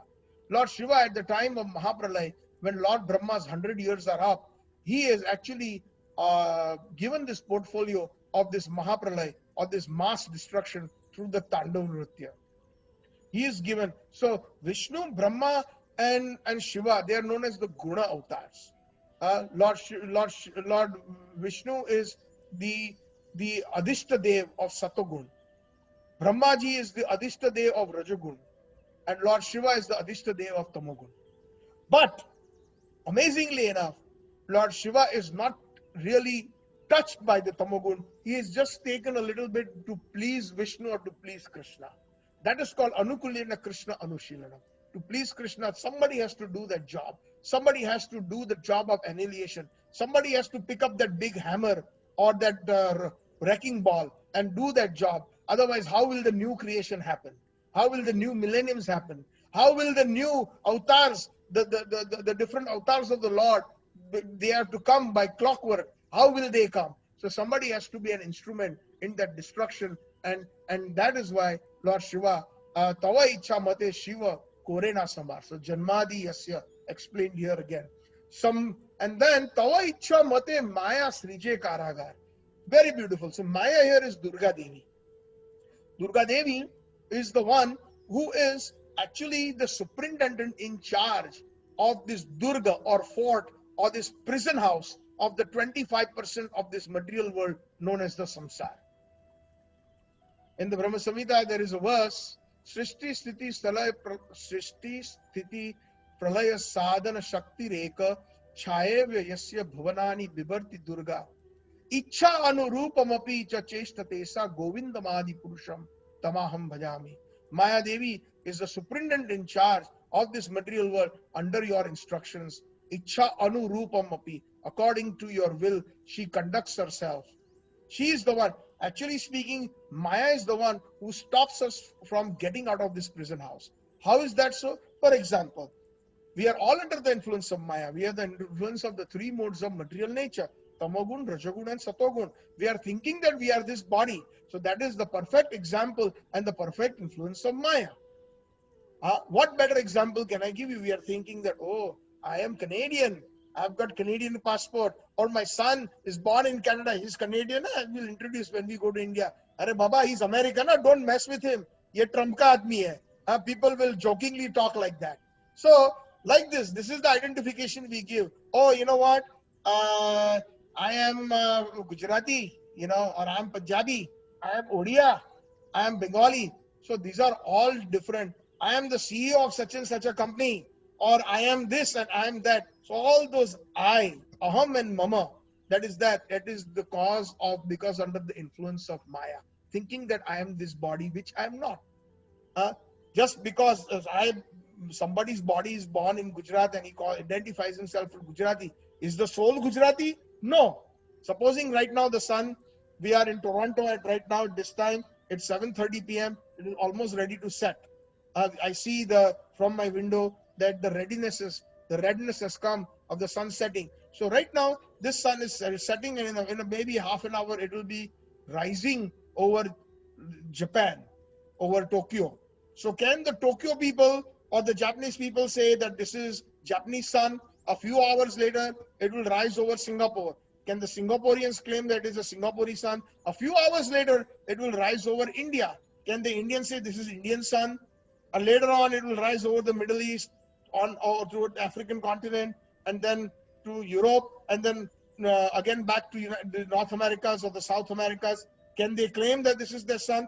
So similarly, as far as the Jiva is concerned, it is not Hindu, it is not Muslim, it is not Punjabi, it is not none of those isms. No, not where nationalism, patriotism, everything is all known as upadhis. Sarva upadhi vinirmuktam tat paratena nirmalam risikena risikesha sevanam tat bhaktir uchyate. Narad Muni says that sarva upadhi, one has to go beyond all these bodily designations. Yes, of course we have a body, so we understand, but internally we have to come to the point of that bhakti, that we have to realize that we are a part of Krishna. Mamai Amsha Jiva, we are an Ansha of Krishna, and we are his eternal servants. Jiver Swarup Hoy Krishna Nityadas. Although we may be acting externally in a different way, outside doing our job, our duties, etc., but internally the devotee who is fully realized understands that this is just a temporary phase, this body, this covering. Today somebody is born as an American or an Indian, tomorrow that person can die and that citizenship will be gone. Who knows? He can be born as an African leopard in the desert of Africa, and etc. So where is that citizenship? It is impermanent. Where is that citizenship of America? Impermanent. But what is permanent? That Jiva, according to that karma, will continue the journey. It will continue the journey, and the success of that journey is when that Jiva is able to completely disassociate with all bodily designations. Sarva upadhi vinirmuktam. Tatparatena nirmalam. Then one becomes completely situated on a Brahma Bhuta platform, on a platform of spirituality. Brahma Bhuta prasanna atmana sochati na kankshati sama sarveshu bhuteshu mad bhakti labhyate param. Bhagavad Gita, Bhagavan says that one who is on that platform, Brahma Bhuta, or situated on a high spiritual platform, who understands that I am not this body, I am a spirit soul, and I am an eternal servant of Sri Krishna. These three things are important in full realization. I am not this body, I am a spirit soul, and I am an eternal servant of Krishna. That is complete realization. That is called anubhuti, or self-realization, atma sakshatkar. So then that person will never hanker after anything or never lament after anything, and will look upon everybody equally, because all he sees is that everybody is an ansha, whether it is the ant or the elephant or a Brahmin.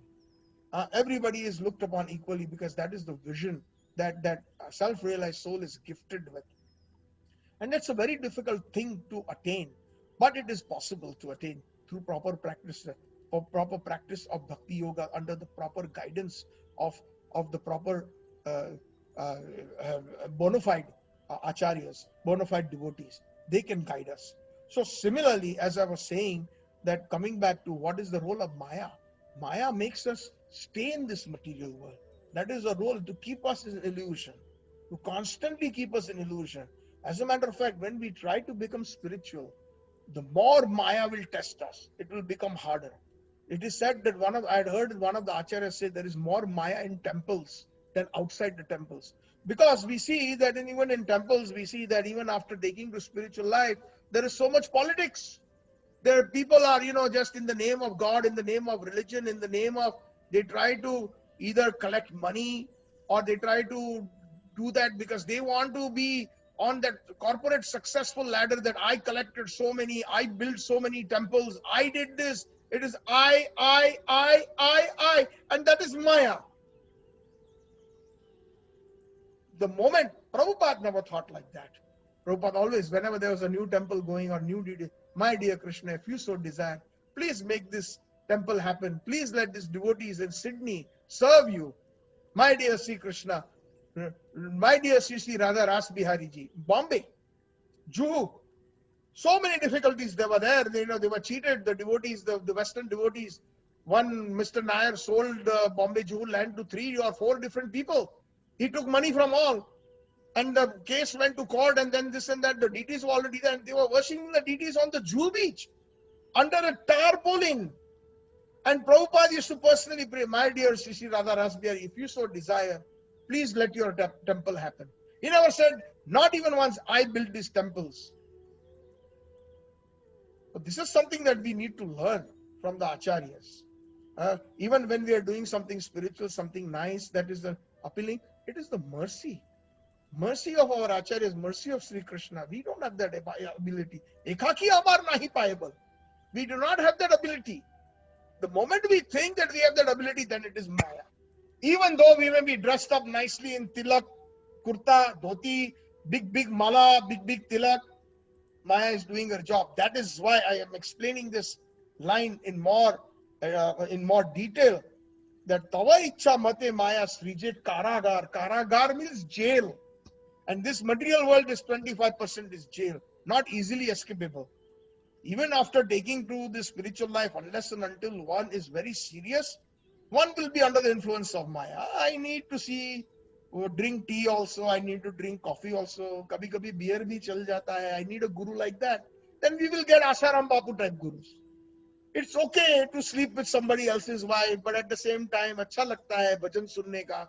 So we should listen to bhajan. So Maya Devi is so strong. Srije Karagar. Don't underestimate Maya. Actually, Vyasdev asked last time in the introduction, I remember I mentioned when Krishna appeared to him, he says, I want to see your spiritual world and I also want to see your Maya. Krishna says, are you sure you want to see my Maya? Are you sure? Think twice. Because Maya is so strong that even the strongest of the strong can become fallible. They can become Chutta. Achutta means one who is beyond Maya. And Chutta means one who has fallen in Maya. One who is subject to the laws of Maya. Krishna has very clearly said that in the Bhagavad Gita. What is that nice verse? He says that Maya duratteya mam tarantite mam prapadyante Maya tarantite. He says that my Maya is extremely difficult to surmount. She is that superintendent of that jail, not easily. That is why Maya Devi has said, Durga Devi has got that trident, that trishul. It is like, I like to give this example. Supposing there is a very, very strong jail, big, huge jail. We see that in the movies or something, right? Sometimes.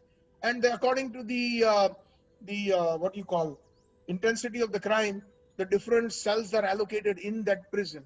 Some of the prisoners have been given normal kind of prison movement, that they can move around during the daytime.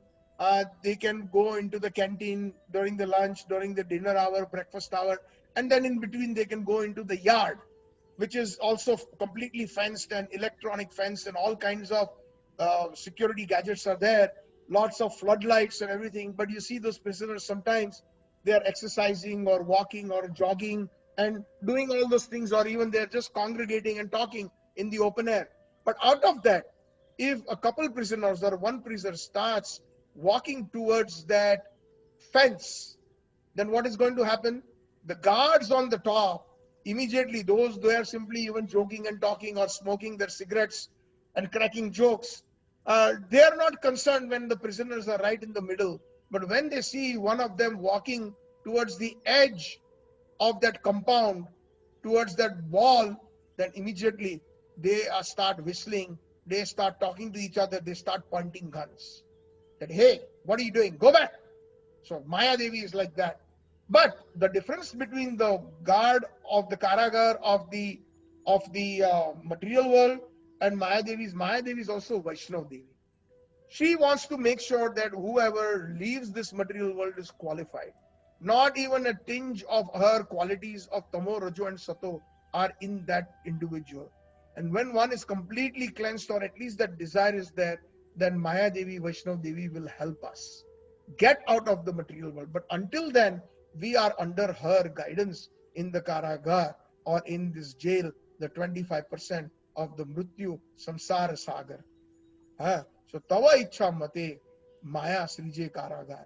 So that maintenance of the material world also is happening due to Tava Ichha, due to by your instructions, by your desire, O Krishna. Tumi Sarve Sareshwara Vrajendra Kumar.